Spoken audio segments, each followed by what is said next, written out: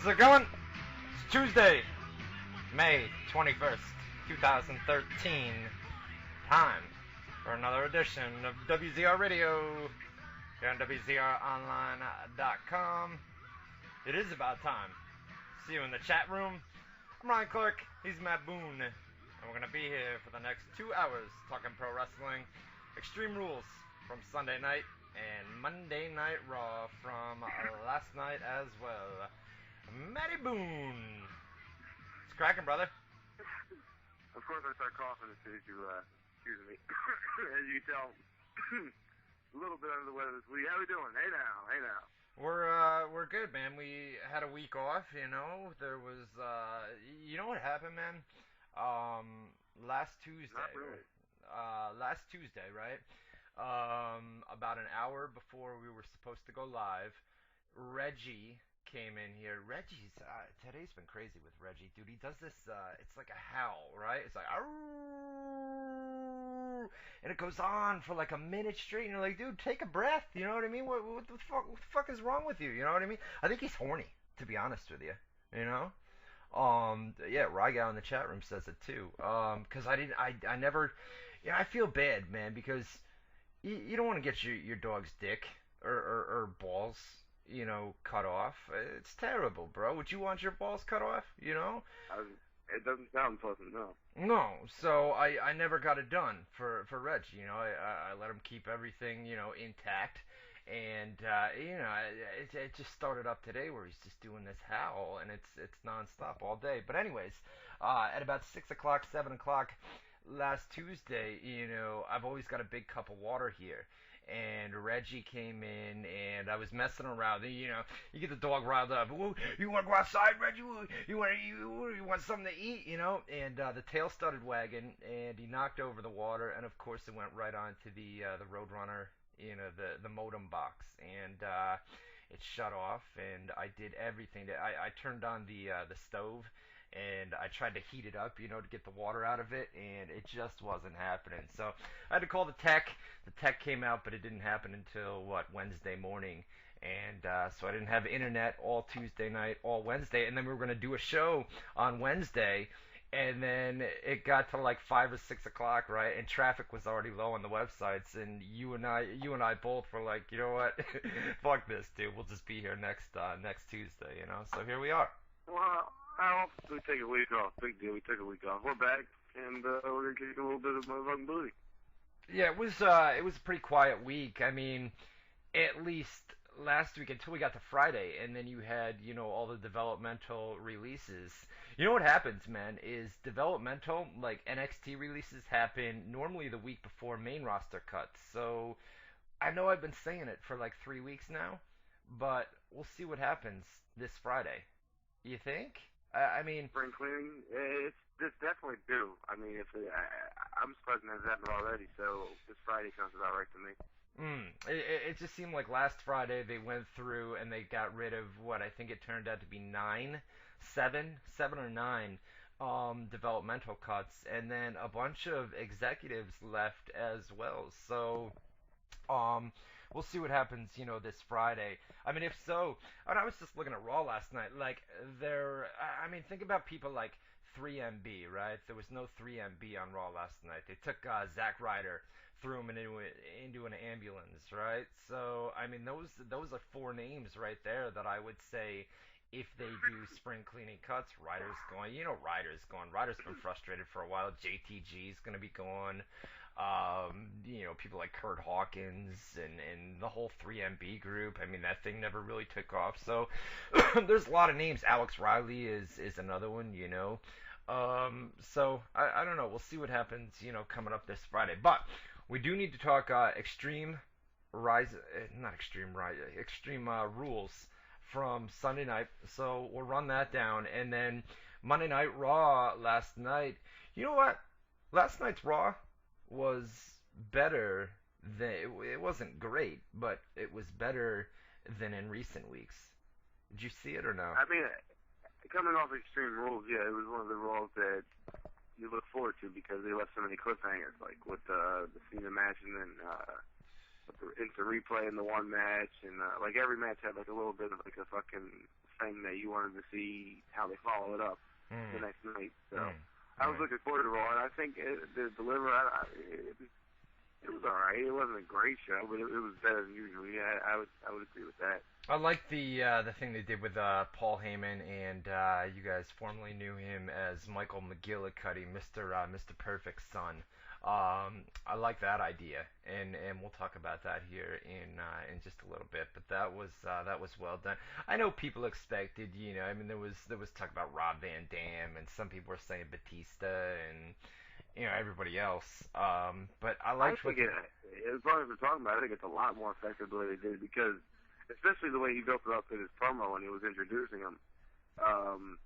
I mean, I want to talk about the name too. We'll save that for later. But right now, just something to quick forward that he was talking about, like, everybody laughed when I talked about this NCAA champion, that the fucking blah blah blah Brock Lesnar. Everybody laughed when I talked about this alternative rock, clean living, CM Punk, blah blah blah. And look what they turned out to be. And then it's to be an unknown guy. It's perfect because he's saying this is the next one of those kind of guys. And shit, I mean, if you ask me, I'm already like watching and looking at this guy completely differently. Michael, whatever the fuck, I'm looking at him like, all right, so I guess he's the real deal. Let's see what the fuck he's got. So yeah, we'll see what they do from here forward. But yeah, I thought that was really cool the way they did that too. And I got the promo that I was looking for from Ryback last night. From Ryback, I knew you were going to talk about that. Know. It was decent. It was Listen, decent. It was pretty good. I know we're gonna get into it because you don't agree, and you know exactly what I'm gonna bring. You know what I'm gonna bring up, though, man. I'm gonna bring up the whole Ryback Steve Austin thing again, and we'll get into it here in just a little bit. And listen, before we do, you gotta understand. I know that Ryback is nowhere, not even close to the level of a Stone Cold Steve Austin. I get that. I know that. I'm saying, give this dude not a month, not 3 months, not a year. Give him a couple of years, man, and this guy will evolve. And if they can have him cut a more badass promo, and I saw signs of it last night, like Steve Austin would drive a beer truck or a Zamboni or something. And remember when he drove the beer truck? That was right here in Albany. He drove the beer truck in, right? And he got on top of it, dude, and he grabbed the microphone and he cut a promo on top of the beer truck. Last night, Ryback drives an ambulance into the arena, gets on top of the damn thing, cuts a promo, and it wasn't that whole feed me more. It was kind of a more badass promo. Was the delivery great? No, but it was all right. I mean, if you give the dude potential, I could see. I knew it was funny. You're bringing it up now, so fuck it, I'll get into it. But I knew the second he stood on top of a vehicle and cut a promo, and wasn't doing the feed me more stick, I was like, oh shit, Ryan's gonna go nuts with that Austin, because he was there at the beer truck when Austin standing on top of a fucking truck talking bad. It was a different kind of character trait than this. Yeah, it was. It really was. It was definitely a different attitude. They took the feed me more out of his interesting. Right. Like the first thing you heard. Right. They don't want him to be like they don't want him to get over. It's the same way when Daniel Bryan was doing the Yes chant. They got over. They switched it to No to fuck with the people. So right. Now they're doing that with Austin. They don't want him to Austin, and not only that, somebody in the chat room brings it up. Jerichoholic in the chat room. He's got the vest on too. He's got like the Steve Austin-esque vest, man, where he comes out. Come on, dude. He comes out right. He's driving vehicles into the arena. He cut a more badass promo last night.'s got the vest on. He's got the Ryback rules type thing. Austin had the Austin 316 thing. You can't see just a little bit right now. I'm not saying he's Steve Austin right now, but just a little bit. You can't see it. Austin, nothing. No, not comparing him to. Come on, not the Austin. You're out of your fucking mind. No, I feel like everybody thinks, oh my God, you're comparing this guy to Steve Austin. But I can't stress it enough where, not saying he's nowhere near the level of Steve Austin, but the dude's only... Are they booking him in a direction that's similar to when Austin was during his peak? Yeah, because he is coming out in a truck and standing on top of it. He is doing more edgy promos. That doesn't mean he's the same level of quality of talent that Austin was. I don't think he's in Austin. No, but he's. But are they booking him similarly? Yeah, that's different. Yeah, but he's only been a main character on TV for what, less than a year now? Maybe a year? right? Maybe a year tops. Hasn't been longer than that, and I feel like for the year that he's been on television, and they've given him, over. Yeah, nobody's arguing that. no, he's getting over, and I can see that in 5 years from now, if they give him, a more badass style of promo, he's a pretty good worker in ring. That's only going to improve. The dude's a young guy. It's not like retirement's coming in the next 5 years or something for this guy. He's a young guy. He's going to be around for a while, and I feel like if they continue to put him in that main event position, this dude, somebody in the chat room said, it's going to be this generation or this era. He can become this generation Steve Austin if they do it right. And you know how WWE is. I mean, they'll probably fuck it up. But I'm just saying, I feel like the potential is there that this guy could be a megastar. Not now, I don't but know why you keep pointing to Austin. I don't get. I mean, I see comparisons. Like they gave you the ammo. They gave you the ammo, having him come in a fucking ambulance and stand on top of it and cut a badass promo because it's easy to make the comparisons after seeing that. All right, maybe. Listen, If you're gonna compare from anybody from back in it's like he's Goldberg. He's not Austin. All right. Where do you get Austin from? Maybe it's the voice. It sounds a little bit like Steve Austin. Maybe it's the bald head. Looks a little bit the like raspy voice, the goatee, the look. The raspy. That's also Goldberg's look too, by the way. All right, but Goldberg on the microphone, Ryback on the microphone reminds me more of a Steve Austin, just because of, like you said, the raspy voice, and he's even got the vest on now. He's even got the Steve Austin like vest that he comes out and wears, and they've got him driving vehicles, and I feel like I'm not the only one, man. Somebody in WWE. Doesn't Dolph Ziggler come out wearing a vest? Does he remind you of Stone Cold Steve Austin? Dolph Ziggler, we're not talking, dude. We're talking about two different people. Dolph Ziggler, he reminds us. Come on, bro, you're bringing up one point, man. I'm taking like 5 different things, man. The bald head, the raspy voice, driving vehicles into the ring, and then you said the vest. Well, he's got the vest. Dolph Ziggler reminds me of a Billy Gunn. You know what I'm saying? They're two completely different people, bro. It's not the point I'm trying to make. I just gave you like 5 different ideas where Ryback reminds me of a newer generation Steve Austin. We'll see, man. In 5 years from now, in 10 years from now, we'll see where Ryback is. I can't predict the future. You can't predict the future. You're saying he's a young guy too. Is he really? He seems older. How old is he? No, he's in his 20s, and you would think that he's going to be around. Sure, he's in his upper 20s. Somebody find out in the chat room. He's got to be 30. I bet he's late 20s. Maybe 28, 29, somewhere around there. I don't know the exact age, but I would say. I got him 34, 35. No, 34, 35. I'd say late 20s. A lot of people in the chat room are saying 31, 32. He's got to be around 30. I'd say 28, 29, 30, somewhere around there. Everybody's saying 31, so there you go, 31. Oh, yeah, so, all right, but either way, he's not old either way. So, well, right, maybe in 5 years we'll see what's going on. Yeah. You gotta. He's real injury prone, I've heard too. So he's gotta stay healthy. Too. You gotta give me 5 years, man. You gotta give me 5 years, and then we'll see where this guy is at, man. I know it sounds crazy to make the comparison right now to Steve Austin.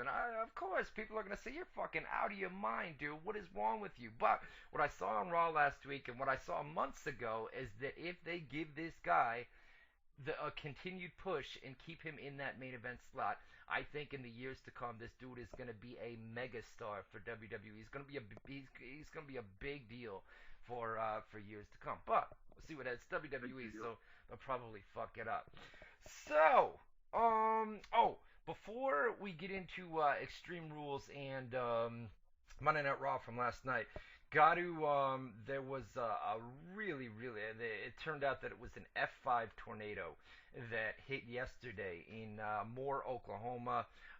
Over 100 people lost their lives yesterday down there, and there's still 24 kids, elementary school kids, 4th, 5th graders that are still missing and presumed dead. The elementary school is just completely demolished. So, and not only there, but there's been tornadoes all down south. We had one about 20 minutes from here just a couple of hours ago, and we never get tornadoes up here. They came on the news, and they're telling everybody, take shelter now, get in your basements, da-da-da-da. I'm thinking, wow, what is going on, you know? I'll kick a tornado's ass for 2 seconds. Yeah, well, I know you will. Yeah, wasn't Wasn't Jim Ross supposed to be like 5 miles away from where the tornado hit in Oklahoma? He said that Something he like really close by? that he saw the tornado, I guess, from his backyard or something like that yesterday. Wow. But I mean, listen, man, hundreds of You people. imagine? Jesus. You know, hundreds of people and more, you know, deaths and things like that are going to come out here in the coming days, unfortunately, because it's just, I mean, you're talking about a city of about 150,000 people.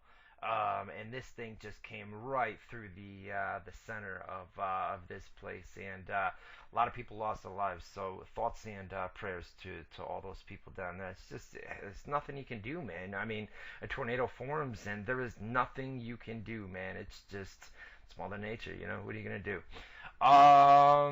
So let's see. How was the week? I haven't talked to you all week, of course not. I never speak to Boone.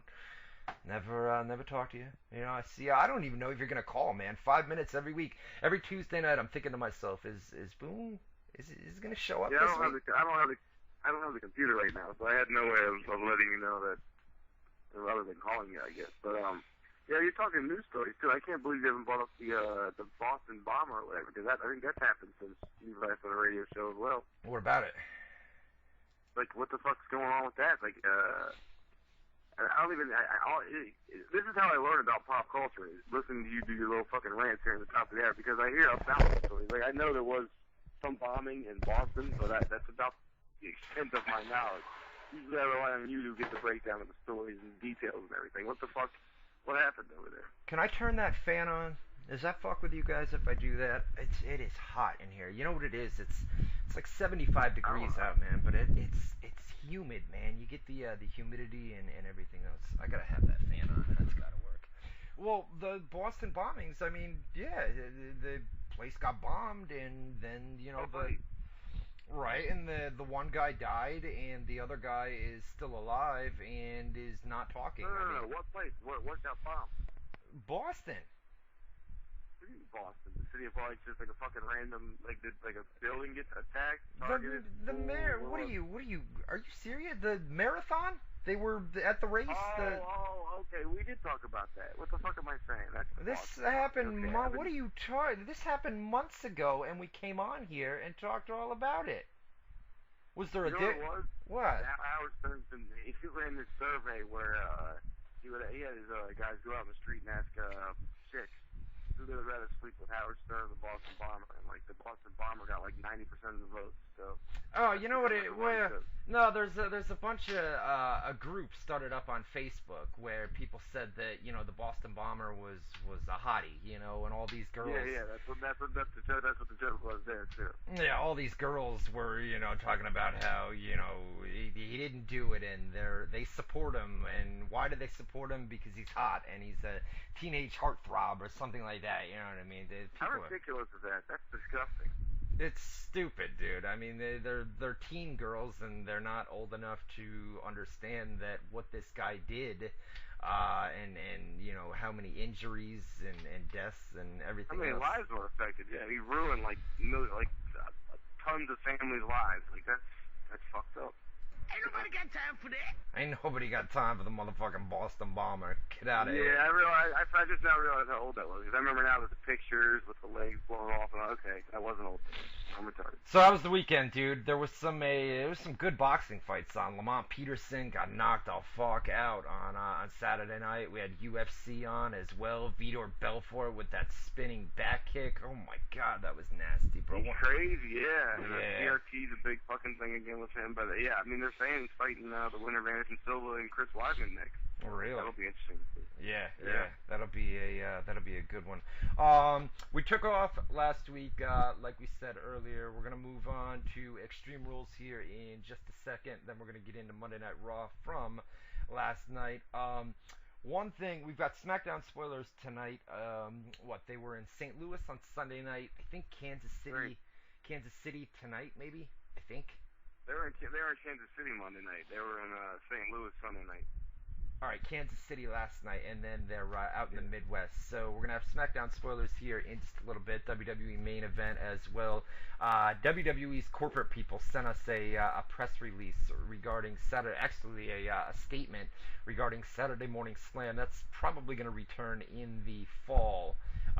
is what the lady who sent us a statement said.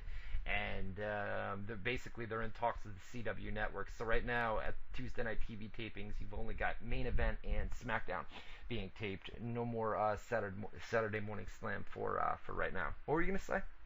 You were about to jump in. No, I just reacted like my power just went out of nowhere, but it came right back on. So thankfully. What do you got? You got storm? We got big storms up here today, man. Huge thunderstorms here. You got storms down there? I don't think it's storming. No, it's nice out. It's actually hot and humid and all that shit, but I don't know, just the car went boom boom right off and on. Oh, weird.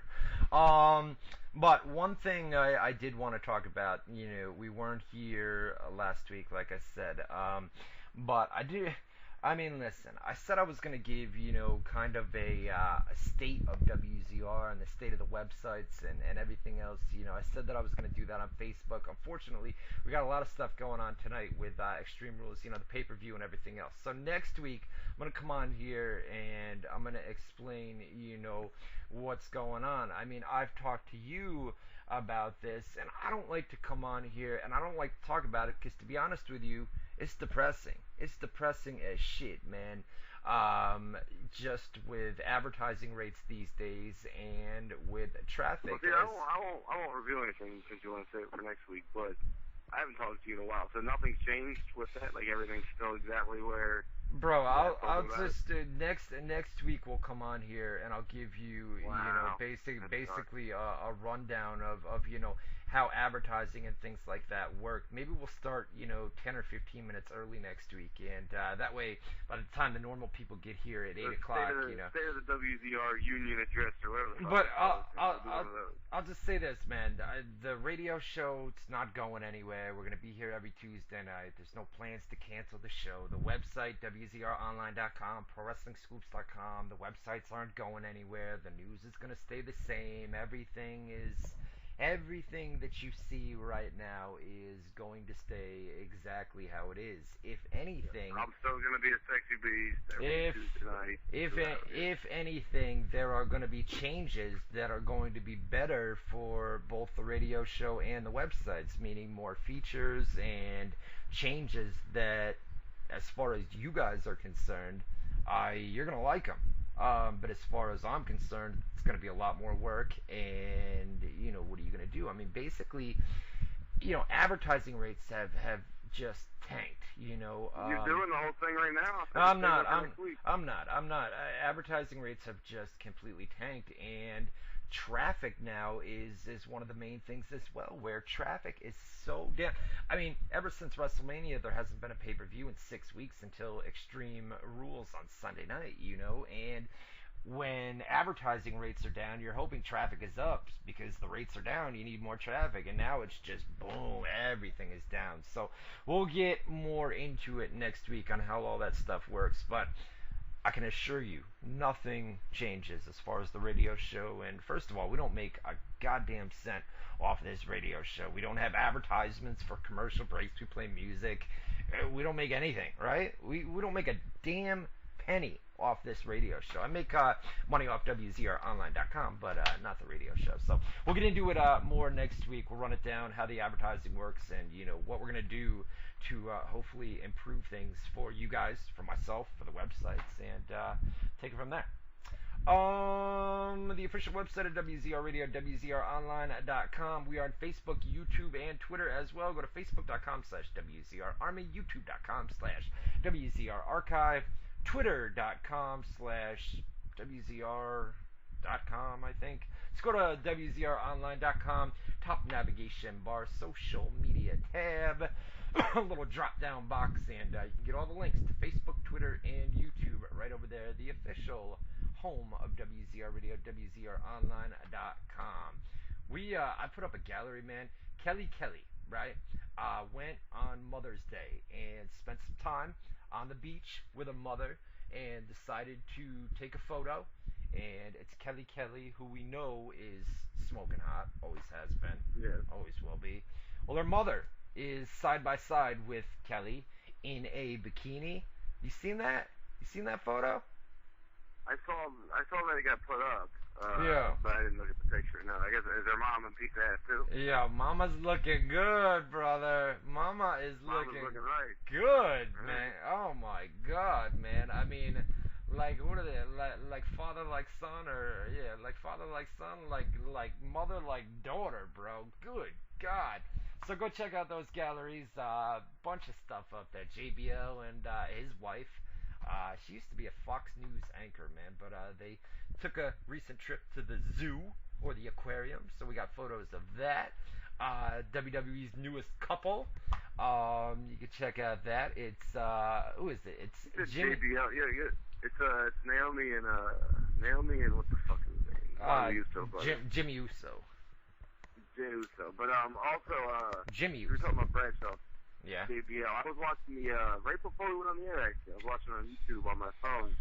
I was watching the Brawl for All from back in the day where they did the it was like UFC in WWE with the wrestlers and shit, but they would have like shoot fights, with legit punching and takedown. Yeah. I seen Bradshaw get knocked out by Bart Gunn or whatever, but wasn't there? Correct me if I'm wrong. Did Joey Styles knock out Bradshaw in real life? Yeah, on an airplane, on a flight. Or something like that. Yeah, I remember hearing a story that he knocked him out. Like, even Bradshaw, as he was getting knocked out, was like, oh no, or something like that. Well, I remember reading that. JBL came out later and said, you know what, that motherfucker cold-cocked me, bro. He blasted him good, dude. JBL was trying to rib him on a flight, and Joey Styles had enough, turned around and just popped him and said, fuck this, man. You ain't gonna do this to me, Little nerdy Joey Styles. I wish there was a video of that, like a fucking leaked video of someone's cell phone. How crazy awesome would that be? Yeah, Little right. nerdy Joey Styles. That's yeah, awesome. yeah. I guess he got him good, man. Left a big welt on his eye and everything else, man. Yeah, I remember reporting that back in the day. All right, so let's get into it, man. We'll talk Extreme Rules from this past Sunday night, Monday Night Raw from last night. We'll give about 15 minutes to each one. Then an hour numero dos, taking live phone calls, doing the rapid fire segment in hour number 2. As I just said, get to our live chat room, WZROnline.com /chat, WZROnline.com/chat. Get there. Get in there. Lots and lots of people, as always, in there tonight. All right. Extreme Rules, man. What you think, top to bottom? Good pay-per-view, decent, shitty, I didn't horrible? I didn't get to watch it. I mean, I read everything, so I know everything that happened, but I didn't get to I was. I actually heard that they debuted like a new cage. I gotta see pictures of that stuff. I want to see what that looks like. The who? Oh, the cage. It was nothing. Nothing special, man. It was pretty much. Yeah, it was pretty much the same cage, dude. I mean, if we didn't put anything up online about it, or if the announcers at the pay-per-view didn't mention it, I don't think anybody really would have noticed, dude. It wasn't. Like how like Pepsi cans change, like the blue gets a little bit brighter, and that's like their new updated can and shit. Yes, yeah, it was pretty. It wasn't that big a deal at all. So they kicked it off the pre-show on YouTube.com/WWE. WWE's official YouTube channel. It actually it fucked up, man. It cut out, and then they came back, and it was pretty much right in the middle of the Miz versus Cody Rhodes match. And not only that, but Sunday night was a good night of TV. I'm a huge fan of Celebrity Apprentice, right? It's one of the reality shows that it's just, I'm not into much reality. Yeah, Mark out on Facebook over that show. I can't imagine watching it. I mean, it might. I guess it could be good, but I can't imagine watching it. It seems like such a fucking stupid piece of shit reality, typical garbage show. Hey, you know what else is garbage? Do you? You're not setting me up. Go ahead. What's garbage? It's Matt B.O.O.N.E. in WZR, the place to be. Me and Ryan C. kicking it live in hour 3. Minus 60 minutes to the limit, like John Cena spinning. No one battle me, I'm winning. No matter what you say, now let me finish with a simple, oh yeah! Oh yeah! Oh yeah! Listen to him. Yeah, it's always fair. You should have to play Yellow Submarine after that every time. That should be mandatory. Like in a contract somewhere. If you're playing my douchey thing, you gotta play your douchey thing right after it. That's always fair. That's fucking awesome, dude. Unbelievable. Unbelievable, baby. Unbelievable. All right. So it's the pre-show. Oh, Celebrity Apprentice Sunday night, right? It was the season finale. It was the live finale. It came down to Trace Adkins and Penn from Penn and Teller. Penn Jillette is his name. I really wanted Penn to win, man, but something happened when Penn was on the season a couple of years ago. Donald fired him, and Penn went off on this rant, basically blasted Donald Trump, and then at a later date sent him an apology letter and said, listen, man, the things that I said about you in the show, I didn't mean, and I was just kind of pissed off that you fired me. Well, I don't think Donald Trump ever forgot that, and but nonetheless, it came down to Trace and Penn, and Penn wound up getting fired, and Trace was the winner. And then in addition to that, they had the Billboard Awards that were on Sunday night as well. So it was a good night of TV. And then we had Extreme Rules. So I was going back and forth, man, with play-by-play on here, and then I'm flipping the channels. So anyways, but so they had it was a pretty short match. Miz and Cody Rhodes on the pre-show. Miz picked up the win here, put him in the figure 4 leg lock for the submission win. They kicked her off the pay-per-view. Was Chris Jericho against Fandango. My apologies. Uh-oh. It's Fandango. We had the man himself correct. there you go, man. We had Jericho picked up the win here with a code breaker. Fandango came. Oh, what am I doing tonight, man? Fandango, man. I never fuck it up. It's usually you and Jerry Lawler are the ones that fuck it up all the time. I was gonna say somebody was doing it on commentary last night repeatedly because I kept thinking I guess they're switching his name because they weren't correcting him. Whoever was doing it. It's Lawler every time, man. Every single time Lawler does it. It's so annoying. But Fandango came off the top rope, and Jericho was able to hit the code breaker. It was a good match to kick off the pay-per-view. Not only that, what do you think of the decision to beat him already? Jericho over Fandango? Yeah, I mean, listen, man, the whole Fandango gimmick, I mean, they ruined it, man. I mean, it took off, right? It started to take off, and, people started coming out, and they were making YouTube videos and everything else, man, and they were on fire, and then they went overseas, right? They did the overseas tour, and the crowd was hot there, and then I think it was Greensboro, South Carolina, right?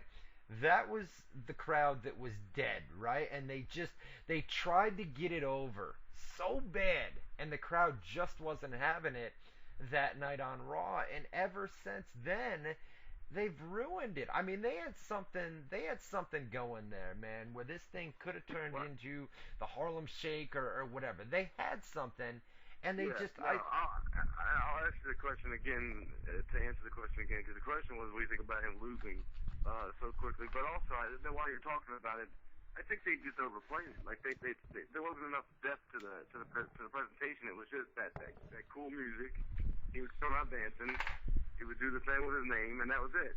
Like they didn't do anything new with it. So every time you saw it, it was a little bit less appealing because it was already becoming familiar, to fans, week to week. So I think when it caught fire that one week, when the crowd just got it way over, if they would start doing different shit with it each week, I think it could have got pretty cool, Yeah, they ruined it. I just played the crickets, by the way. That's how I feel about it. No, it was because I keep echoing very, very badly tonight, like right now, and I just keep talking because I don't know what's going on. I don't hear echoes. It might be my Really? fan. Yeah, I've got the. You know what? Hold on a minute. Hold on. All right. If I shut the fan off, I bet that helps. Talk now. Yeah, let's see what we got going on. Yeah, there you go. Yeah, that's much see? better. All right, no doubt. I'll keep the fan off. That's fine. It's not a big deal.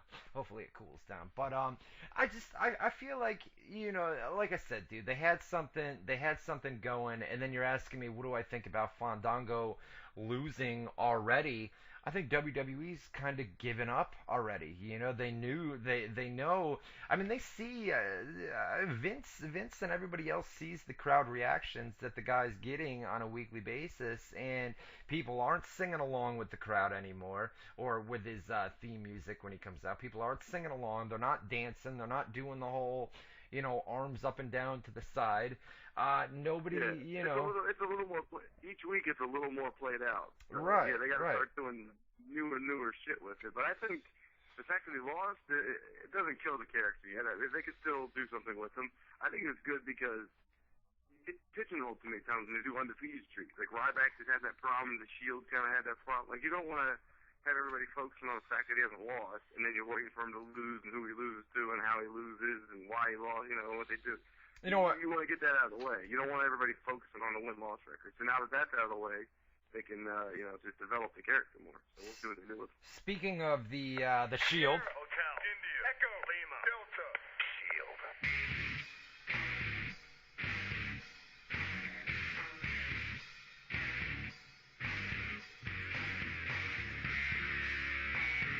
We had Dean Ambrose against Kofi Kingston. Now, you knew coming in, right? You've got all three members of the Shield in separate matches. Well, you had Dean Ambrose in the one match with Kofi Kingston for the U.S. title, and then you had Seth Rollins and Roman Reigns against Team Hell No for the tag team titles. So you knew going in that with all three members of the Shield in WWE title matches, you knew that coming out of the pay-per-view, all three of them are going to hold the titles, right? We knew that going in, that Ambrose is going to win the U.S. title, and Roman Reigns and Seth Rollins are going to win the tag team titles, and that's exactly what happened. I mean, the Shield is WWE's, number one stable faction right now, right? And of course they're going to put the gold on all three of them.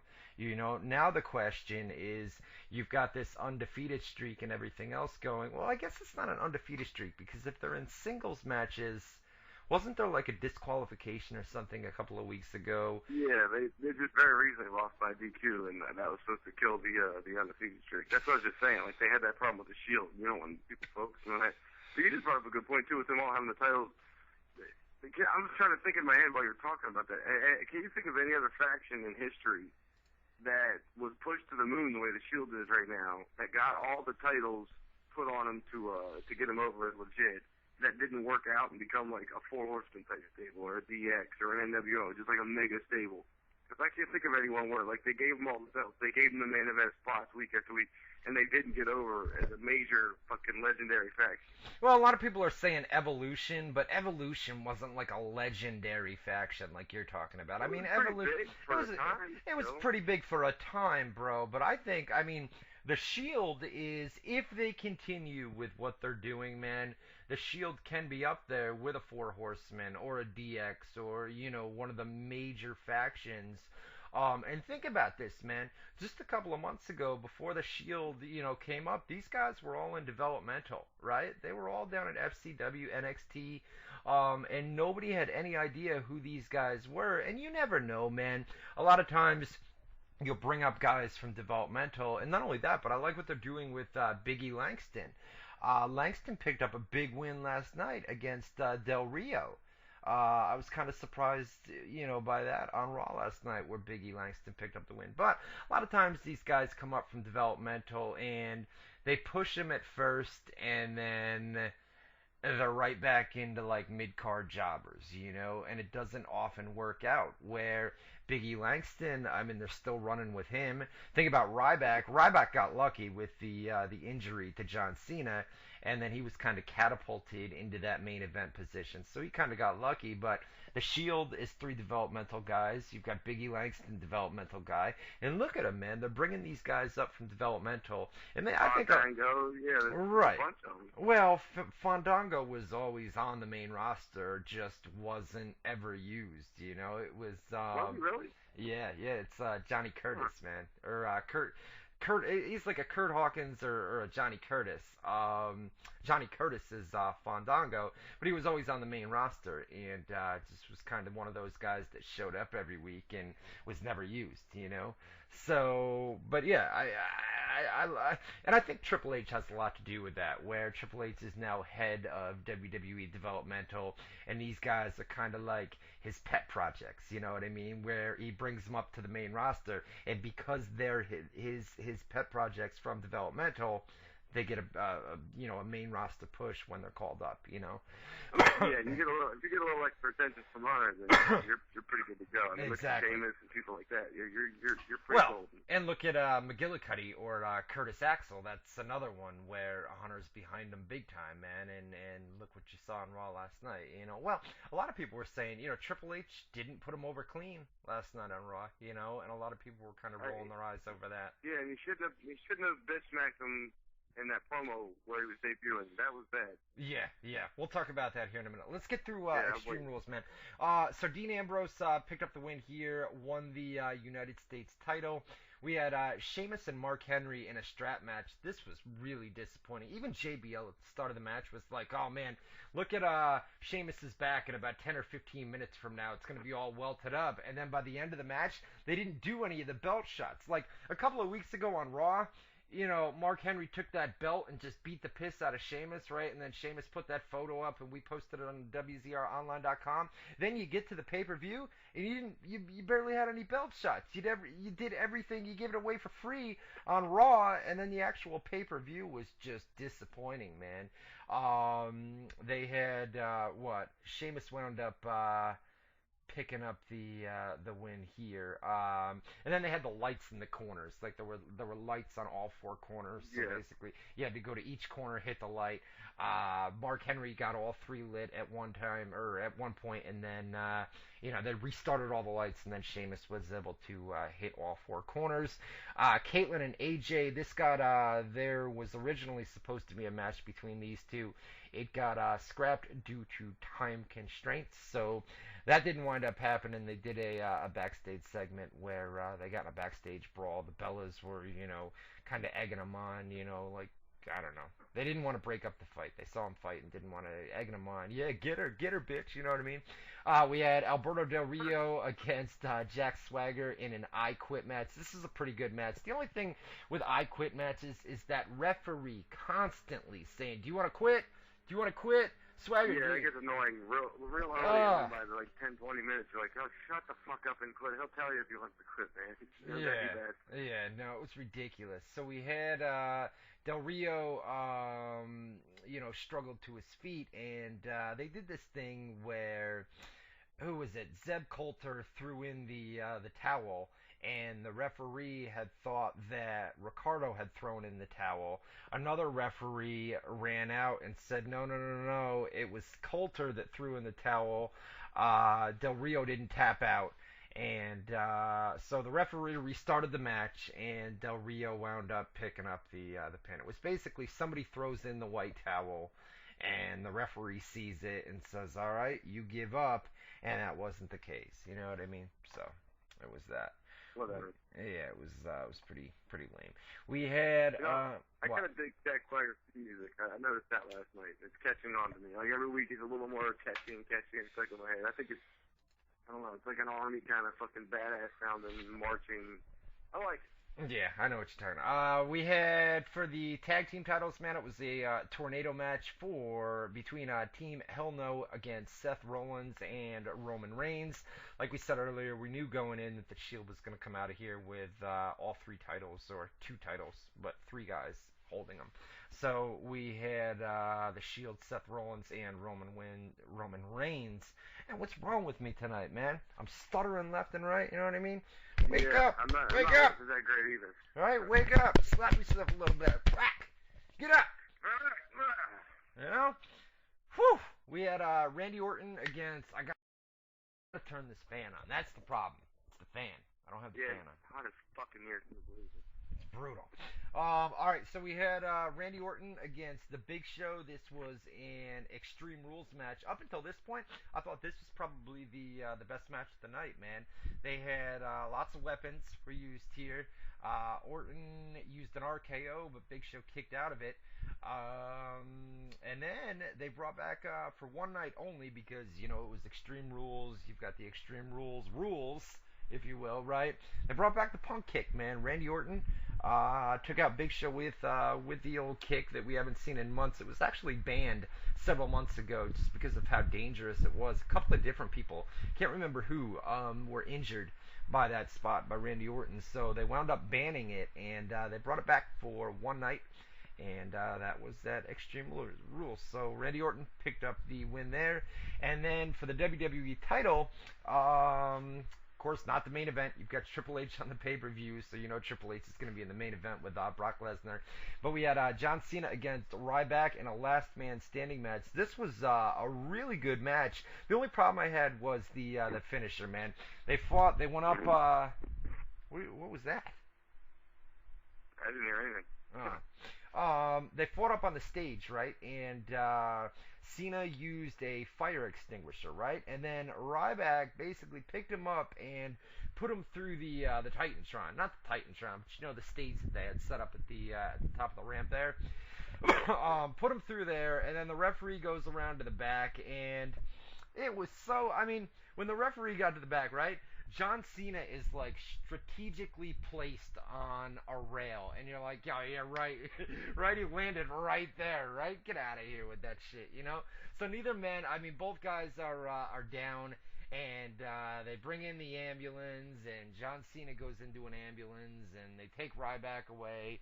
Neither guy gets up, so there's basically no winner here, and everybody's left wondering, well, what the fuck, you know what I mean? And then they followed it up. No matter how you look at it, when you have somebody to pay $50 and one of your top two matches ends with no winner, I don't care how creative it is, it's going to be pretty controversial and disappointing to a lot of people. So yeah, there you go. Well, speaking about disappointing, bro. Speaking about disappointing. It's Matt B double O N E in WZR, the place to be. Me and Ryan C kicking it live in hour 3, minus 60 minutes to the limit, like John Cena's title spinning. No. To say the least, The Rock is something you're not undisputed champion, so shut up, bitch. Yeah. All right. Yeah, you can always tell when The Rock's going to say bitch at the end of one of his things, because you get the voice go, like, undisputed champion, you stupid son of a bitch. Like you can just feel it coming and shit. All right, and then the main event of Extreme Rules, man, it was a cage match between Brock Lesnar and Triple H. I got to be honest with you here, man. Brock Lesnar did a hell of a job, man, with selling that, what was it, the knee, right? That his knee gave out. And yeah, they worked on it all match, right? Yo, for a time there, I'm watching, and I'm thinking, is Lesnar really hurt here, man? Lesnar really, I mean, this dude may be fucked up right now, dude. And it took me, I don't know, maybe a good 5 minutes of watching closely to finally figure out that, all right, dude, this is, this is part of the angle. This is part of the match, you know? But anybody else think that in the chat room? When you're watching that, is Lesnar doing a great job at selling an injury right now, or is this the real deal? I know I'm not the only one, right? Yeah, there's people... No, I've heard it too. I can't add to it because I didn't see it, but I heard like he had good facials and like he was selling real well. He was great. It's really good the whole match. He was great, man. He had me for a good solid 5 minutes, questioning, is this dude doing a great job selling this injury right now, or is he really fucked up for real, But it turned out that it was part of the match. Lesnar wound up hitting the F5, and Triple H is out, and Brock won the match, man. Lesnar got the F5 and hit him with the sledgehammer as well. So overall, Extreme Rules, I don't know. If I had to give it a school letter grade, I'd say like a C+, somewhere around there. Maybe a B- or a C+. Thought the main event was really good. The cage match. I thought the Randy Orton Big Show match, that was good stuff. I didn't like the finish of Cena Ryback. The tag team title match and the Ambrose Kofi Kingston, they were good matches as well. So it was a decent job. B- or a C+. What do you think they're going to do next with Brock Lesnar? I mean, I would assume business with Triple H is done now, right? And behind him. So Lesnar is going to be gone for the next couple of months and will be back in time for SummerSlam. So that'll be his next feud. You're not going to see Lesnar, And do we have any hints at who he's going to be working with when he does come back? Oh, we don't. I mean, we know that they want to do Rock and Brock, but I don't think that's going to happen.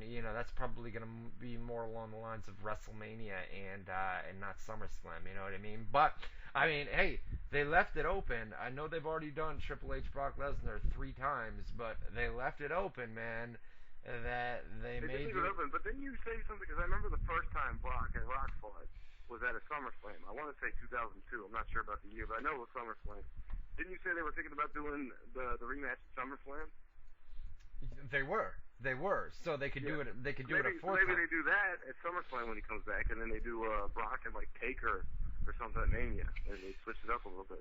Well, that's if The Rock is available. You know what I mean? It all depends on Rock's schedule as well for SummerSlam. But yeah, they could do that because SummerSlam every year is in Los Angeles. You know how they do that? It's at the Staples Center every year. So that would draw interest from Hollywood by having a guy like The Rock there, main star in Hollywood, and then have him face somebody of the caliber of Brock Lesnar. You know, it would generate a lot of interest. You know, out in California. So we'll see what happens, man. I don't even think WWE knows, to be honest with you, right now. It all depends on The Rock and you know what they want to do with Lesnar. So Extreme Rules. Well, even if they have an idea, I'm sure it'll change a trillion times before the Monday. Yeah. All right. So Monday Night Raw. Then we move on to Monday Night Raw from last night. We talked about the opening segment, right? There's no pyro. Ryback comes out. We see an ambulance, you know, cruising through the backstage area, and it drives out, you know, into the arena. And out of the back of the ambulance comes Ryback, and eventually he makes his way to the top of this thing, and cuts like I talked about, and like me and you talked about earlier in right here in hour number one. You know, Ryback was a little bit more, I don't want to say, a little bit more badass on the microphone last night than the corny feed me more, I'm gonna eat you, and I'm hungry, and da da da da da. You know what I mean? It was more of a badass promo. Like I said earlier, he had the jacket on, the vest. You know, he's got the bald head, he's got the raspy voice. It was more of a Steve Austin-esque promo, if you will, on Raw last night. It's what I've been waiting. It's what I've been waiting for months and months now, and I saw a little bit of a tease last night on Raw, and I hope they continue giving him that style of promo where it's not the whole feed me more crap. Drop that, move on, let the dude be more of a badass, and go from there. Well, clearly that's where they're going. I mean, they took it out of the entrance because they don't want the fans chanting it anymore, so they don't want that part of his gimmick. They're getting over the Ryback rules. They got T-shirts for it already and shit, so that's his new catchphrase. And T-shirts? I mean, they've got him wearing the beanie and the fucking tank top that's ripped up, and it looks, you know what I mean? They're giving him the whole badass presentation. Whether or not he can go and make it go remains to be seen. But like you said, it's definitely better than the cheesy feed me more. It's almost like when John Cena does a corny promo versus a serious promo. Like, I mean, the motherfucker can cut a great promo when he really, really has the right material and the right attitude, but oftentimes he's just so fucking stuck in that sticky, weird, bullshit character goofiness that, you know, you just think it sucks. So Ryback isn't forced to go out and pump fucking shitty little children's catchphrases like "feed me more," and he can actually be a little more aggressive and have a little more attitude. Maybe he could get over, as you know, like you said, time will tell. So that's definitely where they're going. Overall, what'd you think of the promo as a whole? I thought it was clearly his best. I mean, it's the best time he's ever spoken on TV ever. So, I mean, it was his best promo ever. But was it an Austin level promo? No, come on, no way. I thought it was mediocre at best, and maybe a 4 out of 10 or 3 out of 10. Yeah, I think you were setting me up for a drop, but that's killing your own boy. You're saying he sucked. It was a 4 out of 10. No. It was better than that. It was probably, I don't know, I'd say a 7 out of 10. 6. Not a I give it a 6 or a 7 out of 10, man. It was better than what we've seen in you know, previous promos with the whole feed me more crap. So that's how they kicked it off. Then we had it was a tag team match, right? We had Chris Jericho and The Miz against Fandango and Wade Barrett. Wade Barrett, once again, who, by the way, is the IC champion in WWE, right? Loses again, man. And he's the one that took the pin. You know what I mean? And it's like, dude, this is your IC champion right now. Why, out of anybody, man, why have Miz lock on the figure 4 leg lock against Barrett? Why not? I don't know. Have Fandango take the Fandango's already on kind of a losing streak anyways, right? Jericho beat him the night before at Extreme Rules, so why job out your champion? It's your champion, bro. He's lost one match in his entire career in WWE, and you just said he's on a losing streak already. I'm saying that why job out your champion? Wait a minute. Why job out your Intercontinental Champion, bro? I mean, The dude's champion. You know what I'm saying? Where Miz isn't a champion, Fandango's not a champion, Jericho's not a champion, but the one guy in the match that you're gonna have take the pin. You're looking at the status and the belts and the accomplishment. I'm just saying, if you ask me, which would hurt? Who would be hurt more by taking the pin and losing officially the match? I would say it would hurt Fandango more. So you would have to have Barrett take the pin. All right. Because he's got to get out of jail free card with the belt anyway, like you said. Like he's still the Intercontinental Champion next week. So after this match took place,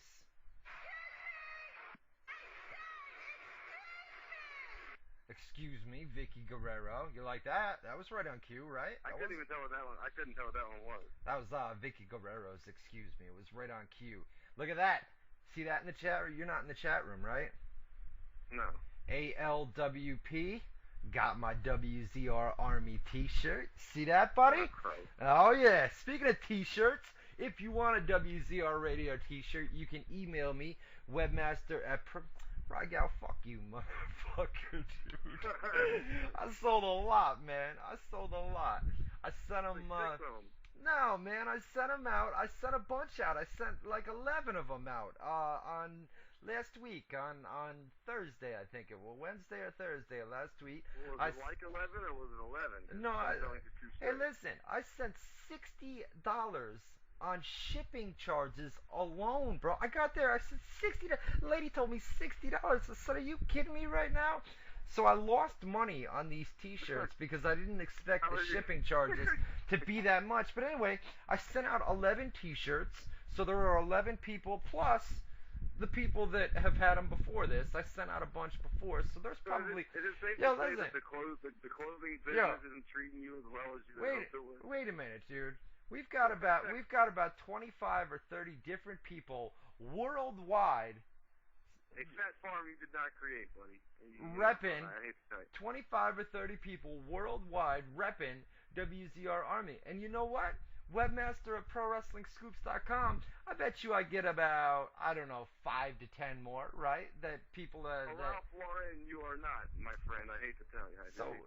You're not a Hugo Boss. You will never be. So ignore this fucking guy right here, dude.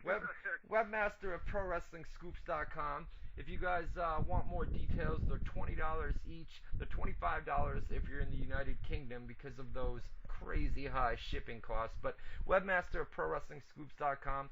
I'll give you the details. And for the people that sent money, like 3 weeks ago, man, I apologize. I wanted to get everybody together so that I could send them out, all at one time. So, but I wasn't taking your money. I tried to tell people that last week or the week before. I know we weren't here last week, but the week before. I'm not taking your money. I just wanted to get like a bulk amount and then ship them out all at once. So everybody got them. Well, who is that? Is that Calvin Klein? No, that's Tommy Hilfiger. No. Oh, that's Ryan Clark. I could see how you could be confused. They all sell T-shirts. Man. They're all famous for that. You motherfucker, dude. And you know what? We gotta take a commercial break, right? We gotta take a commercial break. Calvin Klein? Yo, dude. All right, we're going out with your new summer line of WZR shirts. Yeah. Oh, you're on a fucking roll tonight, there, brother. You're on a roll tonight. All right, so out with a WZR Ryback vest or whatever, the new Austin vest that you're fucking jerking off over. You know what? We're gonna take a commercial break, but before we take that commercial break, real quick, Boone's got something to say to y'all. Matt B OONE in WZR, the place to be. Me and Ryan C kicking it live in hour 3, minus 60 minutes to the limit, like John Cena's title spinning. No one battle me, I'm winning. No matter what you say. Now let me finish with a simple, oh yeah! You're listening to WZR Radio with Matt Boone and Ryan Clark. We'll be back right after this. We're back, WZR Radio, here for hour numero dos. I'm Ryan Clark. He's Matt Boone. I'm going to finish up Monday Night Raw here. I just put the rapid fire segment up right now on Facebook.com/Ryan Clark WZR. Facebook.com/Ryan Clark WZR. Got a little bit of Journey playing in the background. Don't Stop Believing. Don't stop believing, Boone. Why do you play depressing music to get everybody charged up for the second and final hour of the week? You know, like everybody, it's like the last hour you're going to hear is for 7 days, and everybody get ready. And what music do you have to background score these emotions? Fucking Don't Stop Believing by Journey. What the fuck? It's more like Don't Stop Believing that Ryan Clark can't sell no motherfucking WZR Army t-shirts. Baby dolls. We're gonna get some t-shirts. Ryan Hilfiger. Ryan Hilfiger, he says. There's Reggie. What are you doing, Reggie? You hear Reggie in the background talking? I don't hear him. You don't hear him? Oh, Reggie in the background. Dear, Reggie was howling like crazy earlier today. I told you that in hour number 1. Oh, Reggie, I think he's horny, man. You know? Look, he nods his head. Reggie, are you horny? Are you horny? He nods. He turns his head. You can ask him any question in the world. Like, Reggie, want to go to McDonald's? Reggie, you want to... And he nods his head like, huh? Rocky do that or he not? knows the doggy equivalent of, huh? Yeah. Huh? Yeah, any question, man. I mean, you can ask him, Reggie, do you want to brush your teeth? Huh? It's awesome. Alright, so we're going to finish up Monday Night Raw real quick, and then we'll do Rapid Fire. Like I said, Rapid Fire, Facebook.com/OrionClarkWZR. Go get your questions in right now, and we'll answer them in just a couple of minutes. We got the NBA playoffs right now on ESPN. It's been a really, really good playoffs, man. So we'll see what happens. What do we got? Memphis and who's Memphis playing? It's Memphis and I know it's Indiana and Miami, right? And then it's Memphis and is it Oklahoma? No, it's the Spurs, San Antonio. That's who it is. Thanks, Riga, in the chat room. Speaking of our chat room, WZROnline.com /chat, WZROnline.com/chat. Get in there. Lots and lots of people in there, as always, tonight. All right, we're going to finish up Monday Night Raw. We'll get through this real quick, and then we'll open it up for live phone calls, whatever else you guys want to do in hour numero dos. Then we'll get out of here and see you guys next Tuesday night, man. All right, so we left off with the tag team match. We had Sheamus and Titus O'Neil. Titus O'Neil dropped an F-bomb here, man, and the censors were able to catch it, but I'm guessing, as Mick Foley said in a tweet earlier today, that didn't go over very well with Vince McMahon backstage. Foley tweeted out earlier today, that he was assuming that Vince McMahon and Titus had a little bit of a chat after Titus got backstage after his match with Sheamus last night. You knew who was going over in this one, Sheamus. I didn't see Darren Young at ringside, and obviously I wasn't watching close enough, as I guess Darren Young got involved in the match. I sat through Raw. I didn't see any of the Extreme Rules. I sat through Raw, and I don't remember this at all. So I must have walked away from the TV at a certain point. Well, I put up a report on the websites that Darren Young was nowhere to be found during the match, and I got all these emails saying, "What the fuck are you talking about, man? Darren Young was at ringside." So I completely missed it. But Sheamus wound up going over in this one. You knew that was going to happen. He hit the brogue kick, the white noise, and the brogue kick picked up the victory there.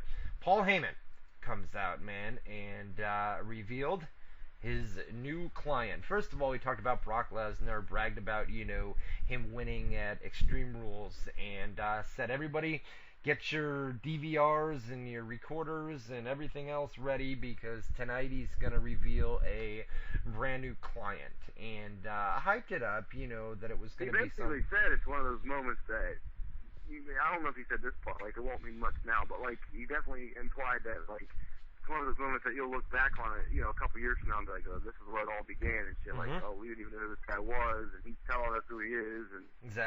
Exactly. And for those that never followed ECW back in the day, this is what Paul Heyman is known for, where basically taking no-name guys and making them into big stars. Steve Austin was in ECW at one point. Rob Van Dam made his name in ECW. Sabu. Really got, right. Guys. You can name people all day long, but I think Heyman, he's most known for what he can do is, like you said, has an eyeball for talent, but also developing talent, because he is the fucking mastermind at hiding their weaknesses, like trying to camouflage those so the fans don't see them, and then accentuating the positives. Like anything that they have good about, like Brock is a good physical specimen, so we'll try and showcase that more in his television segment. Or this guy is a great talker, like CM Punk. We'll try and have him cut more promo. You know what I mean? Like, you try and have them shine where they're good and they hide where they're not.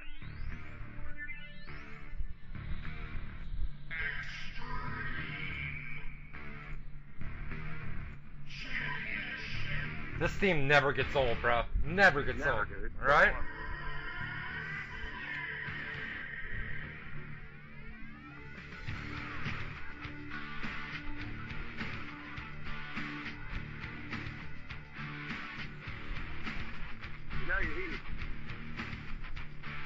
What'd you say?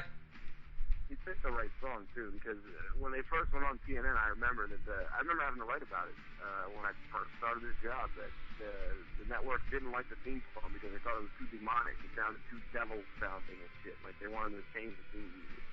Yeah, you know what? I went back and I was watching old school ECW footage the other day, man. And I went back and watched the mass transit incident, man. That was fucking. Oh, where they blade him? Oh my God! New Jack in that. That was crazy, man. The mass transit incident, in ECW, it was very scary. I mean, for those that don't know the backstory behind that, I'll give you a brief rundown and then we'll get back into Raw. I mean, it was basically there was supposed to be a match and it was going to be the Gangsters, which was New Jack and Mustafa. And they were supposed to be in a match with the Dudley Boys back at the time. And Devon was there for some reason or another. Bubba couldn't make it. I don't remember exactly. No, wait, was it Bubba? Yeah, you're right. Right. Bubba couldn't make it, but Devon was there, so they needed to find an opponent for Devon, right? Not an opponent, but a tag team partner for Devon. And this guy. He said that he was, an 18 or a 19-year-old kid.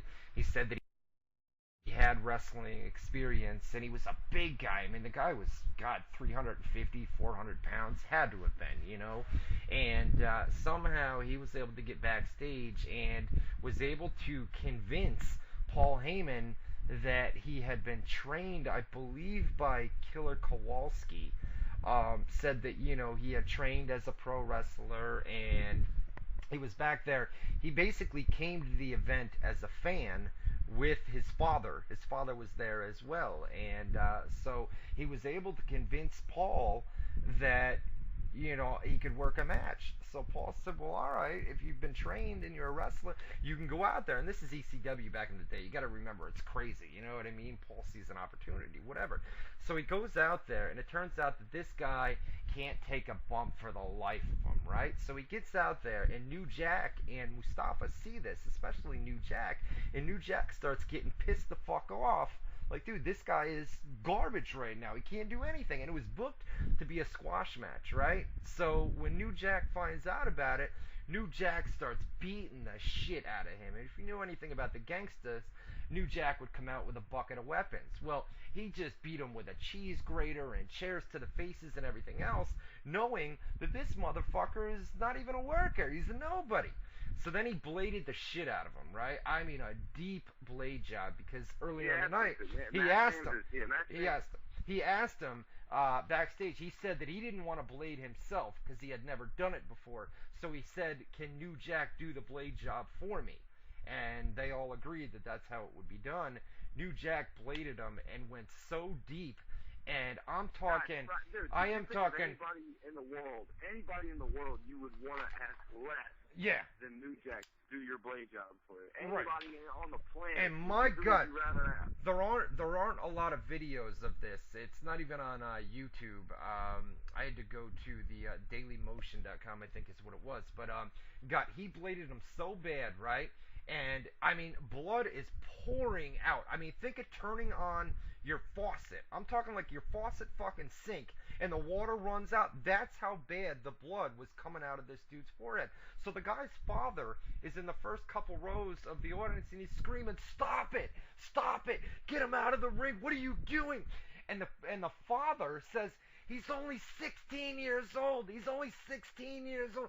16 or 17 or something like that. Leave my kid alone."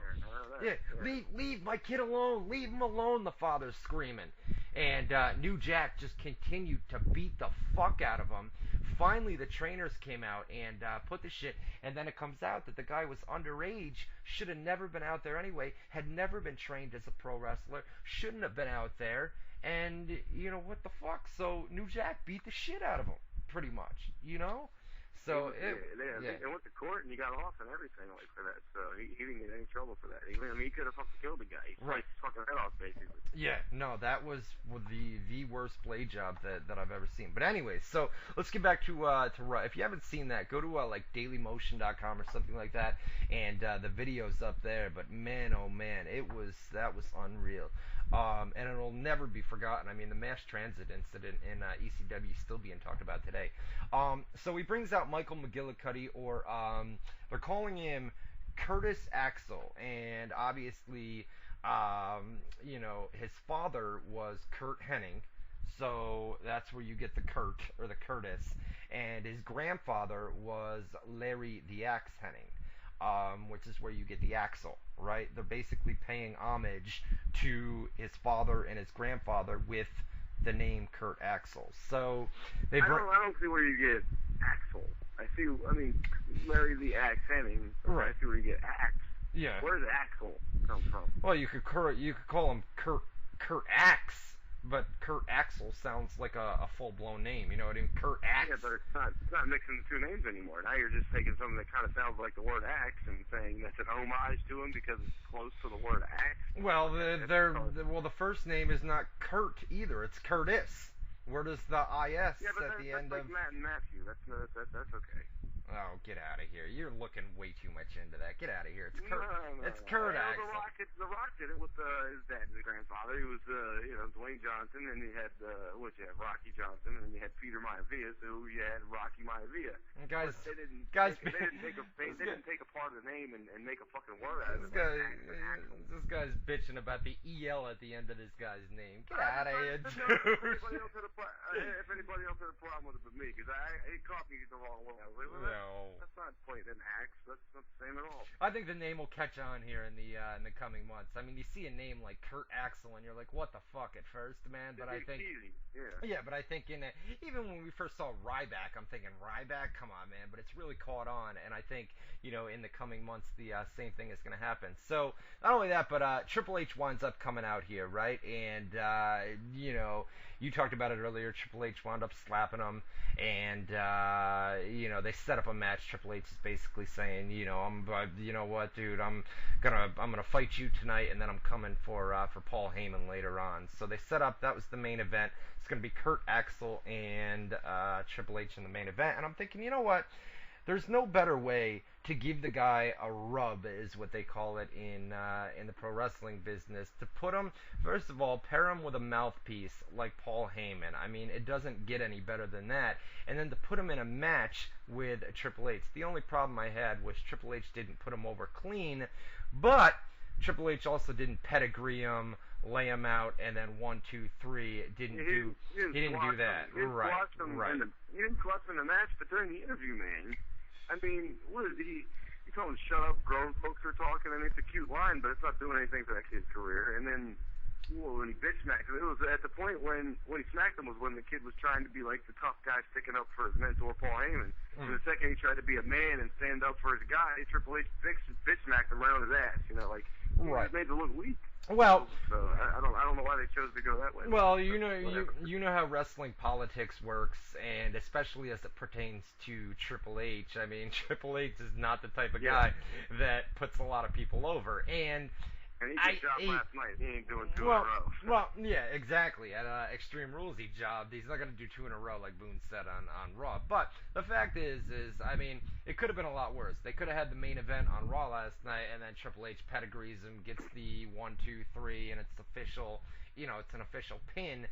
it didn't work out like that. So in that aspect, I can respect that he didn't get a clean 1-2-3 pin. But I like the fact that if you're gonna bring in a new guy, you're gonna pair him with a mouthpiece like Paul Heyman. I love that idea, and then you're gonna put him in a main event match on his pretty much on his debut, I guess you could call it, under that name. I know we've seen Michael McGillicuddy and everything else on Raw before, but not that often. But we've seen him on Raw.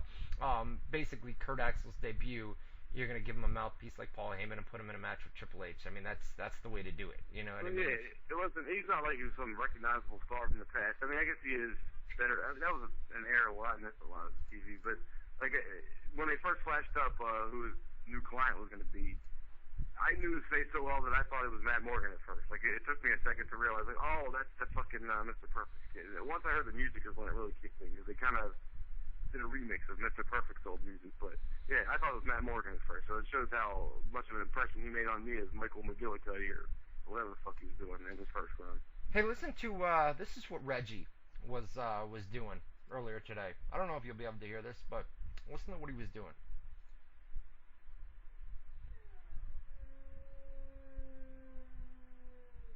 You hear that? Yeah, that sounds terrible, man.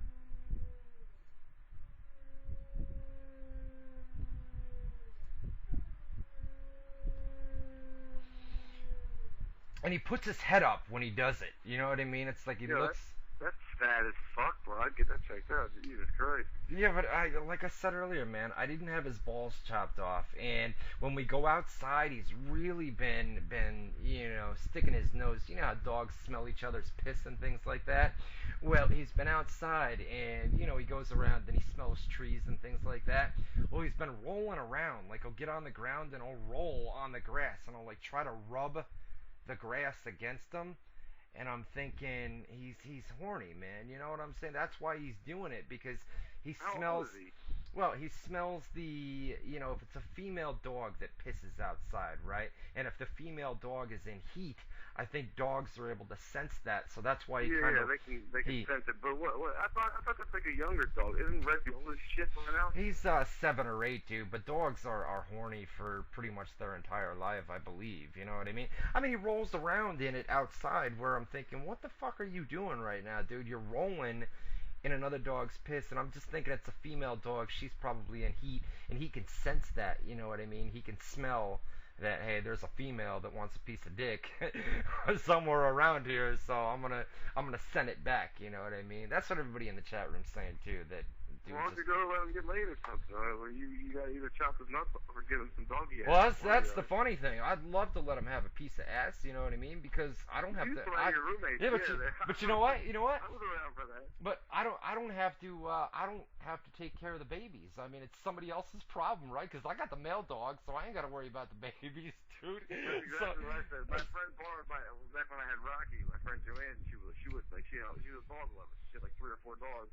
Yeah. And she was like, I'll take Rocky out to my house for the weekend if you want. You can have a break from him. He'll get to play around with the dogs, blah, blah. Anyways, long story short, she sends me like a couple clips on the phone the next day. It's Rocky humping the shit out of her house. Yeah, buddy. I'm like, get him, man. Go over there and tear that ass up. Reggie, she's like, well, what happened to your puppies? I said, I don't have puppies. You do. I said, if you have puppies, good luck. That's what happened. Rocky got that 7.5-incher or what, dude? He got a big one or what? I've never really examined it on that level. I'm sure he did. If he's my puppy, he better, goddammit, better represent. All right, we normally, people don't like to wait until we open it up for phone calls. So I'm just gonna I'm gonna be as nice as possible here. We'll get this out of the way. All right. Caller, you're live on WZR Radio. What's up? Hey, Ryan. A few weeks ago, when you were last on, you let me give the PWS plug, and I thought that was a lot more fun than it should be, so I wanted to try it again. You do your thing, homeboy. Do it. Alright, PWSforums.com. You can join that. Go to PWSforums.com. There will be a register. There will be a place to register on the front page.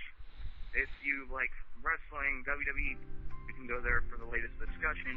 If you like just about anything else, if you like world news, if you like sports, I'm on section. You can and have all the discussions there.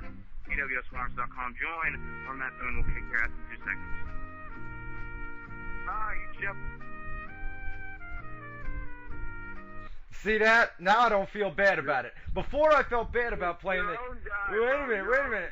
He just did that to you, and you still fell for it. No, wait a minute, dude. See, I didn't feel bad about playing the Jeopardy theme. I don't know if you could hear it, but I had the Jeopardy theme playing, and I kind of felt bad about it. You know, I kind of felt bad about it because this guy's plugging my official forums, WZROnline.com, and I was like, you know what? I really shouldn't do this. And then he says, and Boone could kick your ass in 2 seconds. Well, you motherfucker, dude. What are the chances of he called an audible? And since you were a dick to him and played music over him while he's trying to plug your shit, he said, fuck it, I'm going to tell Clark what's up. No, you know what? No, it's a good point you bring that up. But I think he had that all pre-planned, where he was going to plug the phone. I'm trying to get the kid off the hook. He's a great man, and that was a great call. That was a great call. Well, I love the first part of the call. You plugged PWSforums.com, which, by the way, is a great forum. Got a great bunch of mods over there. A great administrator, Mac McDonald or McCall or something like that. Mac is a great guy. Swinney is my other admin over there. They're great guys. Check it out. PWSforums.com. Go check it out. All right, we'll take some phone calls here in just a couple minutes. Give us about another 5 or 10 minutes, then we're going to get into a rapid fire and your live phone calls. What else happened on Raw? We had Biggie Langston and Alberto Del Rio. Put this up on the website. You know, they did a tease on the Extreme Rules post show that, you know, Biggie Langston and Alberto Del Rio were going to have a match, and sure enough, took place on Monday Night Raw. I was surprised that Biggie Langston picked up got the win here, man. AJ interfered at one point. Ricardo was out there as well. The ref was distracted, and Biggie Langston basically, you know, got into the eyes of Alberto Del Rio, like raked his eyes and shit, and then hit what they're calling his finisher. I think they call it the big ending, right? The big ending for the win. We had a Divas match. I'm surprised they didn't do AJ Lee against Caitlyn, as that was cut from Extreme Rules. But they did they did AJ Lee against Layla on Raw last night, which kind of seemed out of place. I thought that they would do the rematch, or not the rematch, the match that was originally supposed to take place at Extreme Rules, but instead they went with Layla. We had Cody Rhodes and Zack Ryder. The whole thing here was, after the match, Ryback came out and destroyed Zack Ryder, threw him in the back of the ambulance, hit the shell shock on him, and that was that. I think Ryder's days in WWE are dwindling down, you know. I mean, I know for a fact that he's frustrated, that he really doesn't want to be there, but he's showing up on a weekly basis for a paycheck, because why not? You know what I mean? So the dude's frustrated, not happy, hasn't been happy for a long time, and I think when the spring cleaning cuts, I'm thinking, man, I mean, I know I've been saying it for like 3 weeks now. I'm thinking check WWE.com later this week, man. I'm thinking Friday. We had developmental cuts last Friday, and I'm thinking this Friday we may see main roster cuts. Maybe not, but I have a hunch. You know, it's just my hunch. Yeah, it's got to be coming soon, like you said. I mean, they did the developmental cleanup, so now the main roster cleanup, you would assume, would be shortly thereafter. So it's about the right time of year. Yeah.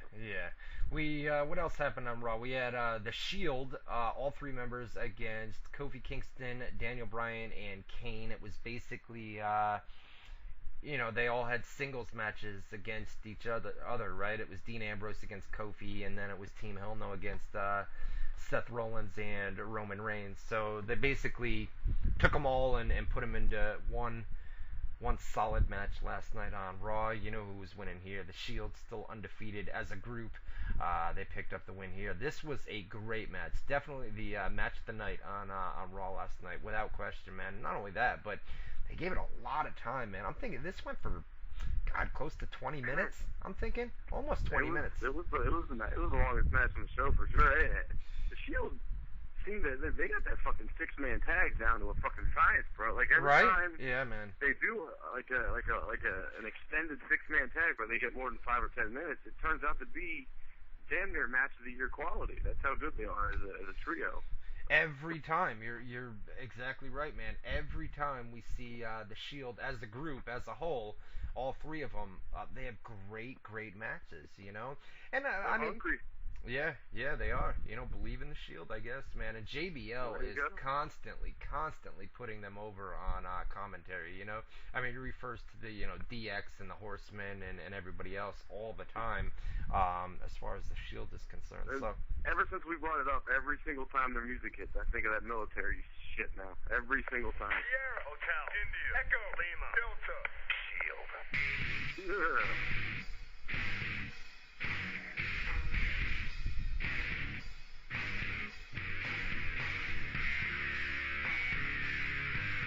Fuck you, punk! I'll fuck you!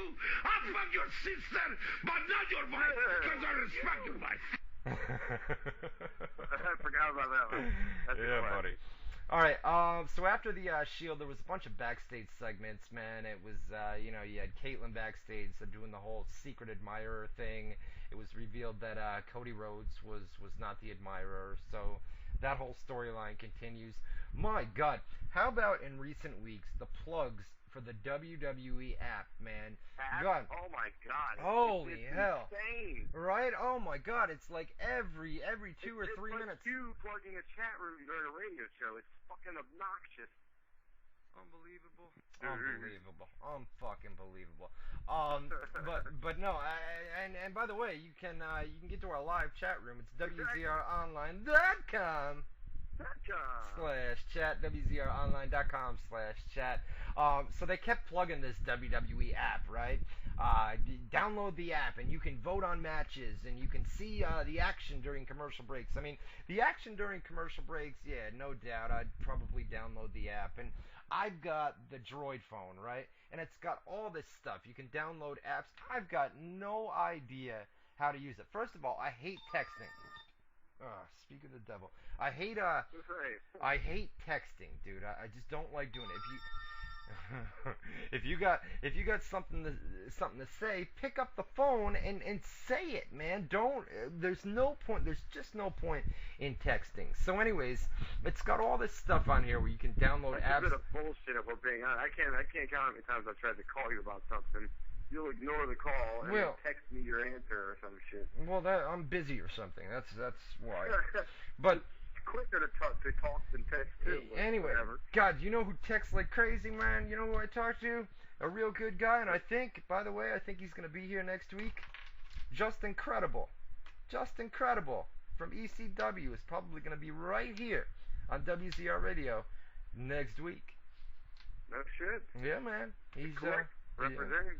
Yeah, man. Just Incredible's probably gonna be here. So I'll have to make sure to get some sleep like next Monday night, so I'm not asleep during the show. Well, Justin, we're not going to. It's not going to be your standard question and answer type interview. Justin's going to come on here, and it's going to be like a Shad Gaspard or a Big Vito, where it's going to be me, you, and PJ or Justin. PJ Polacco is his real name, but we're not going to do the whole. What do you think about this? Your days in ECW. It's going to be more like us shooting the shit. He's just like us. What made you want to get into professional wrestling? I can't stand. Who were your favorite superstars growing up?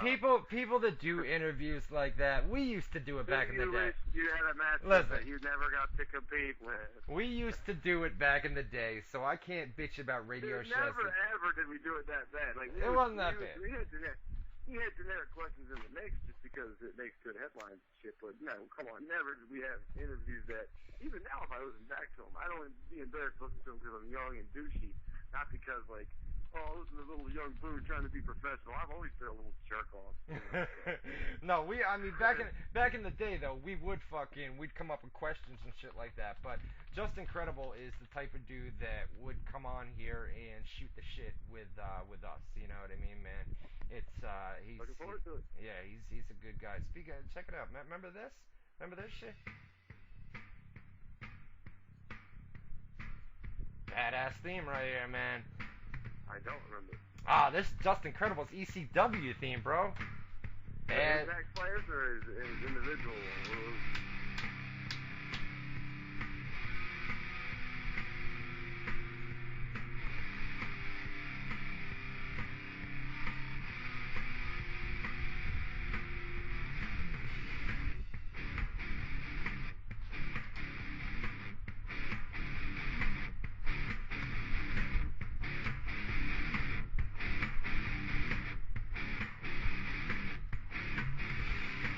that's a badass theme, man, from back in the day. Justin. Let me ask you, we'll test your knowledge real quick. Who was his tag team partner in ECW, and what was his weapon of choice? Jesus, I think the cane was the weapon of choice, and I'll give you cane, kendo stick, yeah. Kendo stick, right? That's what I mean. And God, his ECW partner. Take the partner name or the name of the team that he was in. It's right on the tip of my tongue. So, yeah, as the chat room gets ready to help you out. No, I'm not gonna look at the chat. Don't say it in the chat. I don't know. It's something players. Impact players. Thank you. Yeah, Impact it was players. Dawn Marie and then Lance Storm and Just Incredible. They were getting over like a motherfucker right at the end of ECW when they were on TNN and shit. Impact players. That's what it was. Lance Storm. You're right. Caller, you're live on WZR Radio. What's up? Yeah, hi. I just want to know, if you guys could see any four WWE or TNA superstars in a UFC fight, who would you see? Well, no. I did. Bitch, your ass, I'm gonna tell you. Let me get it. What was this question? If we could see any four wrestlers in a UFC fight, if we could see any four WWE wrestlers in a UFC fight, who would it be? I'm gonna say William Regal is one of those dudes. Just because I've heard, I know you guys are gonna call me crazy, but I've heard that William Regal is a legitimate badass tough guy that you do not want to fuck with backstage. Like, not the type of guy you'd want to get in a fight with. Yeah, we went over this in depth the other week. You know what? I gotta ask you, because this is what I actually brought this up earlier specifically for this point. It's so awesome that it came back up. And I never brought my question up. The brawl fall I was talking about earlier, where they had the old boxing and wrestling shoot fights in WWE with superstars. If they did that today, who do you think would be the top guys in brawl for all in today's WWE? Like, who's the baddest motherfuckers on the roster today? Who would whoop your ass in a fight more than anybody else? I think Tenzai for like a brawl for all. I think like a guy like Tenzai could. Well, if you're talking about like a legitimate fight or like a brawler, I mean, a guy like Tenzai reminds me of like a Tank Abbott, right? Tenzai and Tank Abbott. No, Tank Abbott, that's exactly it. The old brawl for all was Tank Abbott fights. They were not skilled contests like UFC. They were guys swinging like ballroom crazy people. And so I'd say a Tenzai. It's got to be big, somebody with some size on them. So a Tenzai. I guess a Brodus Clay would be there too. I mean, we're talking about a brawler. We're not talking about a straight up street fight. We're talking about big dudes brawling. Do they have any super athletes in the company? Like who in that? Like not a Kurt Angle. Oh, you know what? Mike in the chat room. I like that. Cesaro would be a good one. I was thinking that one too, but I was trying to, there's got to be a better example. They've got to have like a legit Brock Lesnar. What the fuck am I saying? Brock Lesnar would kill all of them. Well, we know that. I mean, come on, man. Brock Lesnar and MMA and UFC. It's funny that never came to me. Brock Lesnar. Do they have Shelton Benjamin? No. I'm trying to think of like collegiate wrestlers and shit like that. Let's see. Jericho. People are saying Jericho. That's a good point. It's interesting. If you compare today's legitimate athletes with the Attitude Era, or even before that, the 80s. There were a lot more like legit badasses and tough guys in wrestling when we were growing up. Now it's like performers more than it is tough guys. To answer the dude's question though, for UFC, guys that I'd like to see in UFC, I'm gonna say William Regal. I'm gonna say Daniel Bryan, just because he'd be great on the ground. With this wrestling style. I was thinking that with CM Punk. CM Punk, you'd have to put in there. So CM Punk, Daniel Bryan, William Regal, and maybe Cesaro. Now that Mike in the chat room just brought him up, so those would be my four, I think. Jack Swagger, maybe. Jack Swagger. I was just gonna say that. That's a good one. Yeah. That's Flamestyle in the chat room brought that one up. So yeah. All right, let's so back to Raw. We've only got two more matches. It's the co-main event. You hear Reggie? He's doing it again. That I heard. Yeah, I heard that one. You heard that, right? He's out there. Let's see. So the WWE app, right? They've been promoting this thing week after week after week. So they gave us choices. Rygout in the chat. Are you still here? Who were the choices? We had Randy Orton. Rygout was talking about it on Facebook. Rygout seemed like he was in a bad mood last night on Facebook. Rygout, he was in a bad mood. It was all right. So it was R-Truth, the Great Khali, and Randy Orton. So I'm thinking, all right, the choices are the Great Khali. They want you to pick Orton. R-Truth, of course they want you to pick Orton. Then I'm thinking, this is what WWE claimed. 150,000 people actually took the time to go and vote on Khali, R-Truth, and Randy Orton. Of course Randy Orton is going to win. But then, if you go to like WWE's Facebook page or WWE.com and you read the comments on their nudist articles, oh my god, dude. I mean, these people, honestly. I think what the thing is, we used to say all the time, especially when like Taboo Tuesday and shit like that, WWE used to rig the polls. They would rig the voting and all this and that. I think when it's an actual app like that with for a phone, they legally can't rig it because I think it's free to get the app. But I think because there's like you can keep track of that shit. So like if they're lying about the results or something like that, where there could be proof like that they're wrong, you know what I'm saying? Yeah. They don't want people calling them out for like rigging results. So I think they have to be legit with their polls now, which is why you get like a poll where like for example, next week they would do a poll and it would be like, who would you want to see Triple H if he had one more match ever? Who would you like to see him face? Your options are A, vote Dallas, B, Keith Slater, or C, Brock Lesnar. It's pretty clear who WWE wants you to vote for when it's set up that way. I mean, you know what I mean? Like, that's Orton, Great Khali, and who's the other R-Truth? I mean, it's not even subtle. It's obvious as shit. Yeah, so those were our choices, you know what I mean? But I often forget, man. I mean, like last night, the Triple H stuff for the main event, I got emails and people on Facebook saying, is Triple H really hurt? And people, I mean, I forget and you forget that a lot of people do believe this stuff and do think that it's real. And we come on here and, on the websites, we put all this backstage news up and things like that. But a lot of people, if they don't know about the dirt sheets, right? And that ruined it. Let's be honest, man. The dirt sheets and the stuff that I do, it ruined it for all of us, man. Because back in the day, we wouldn't really know, upcoming storylines and things like that. And then as soon as you find the dirt sheet websites,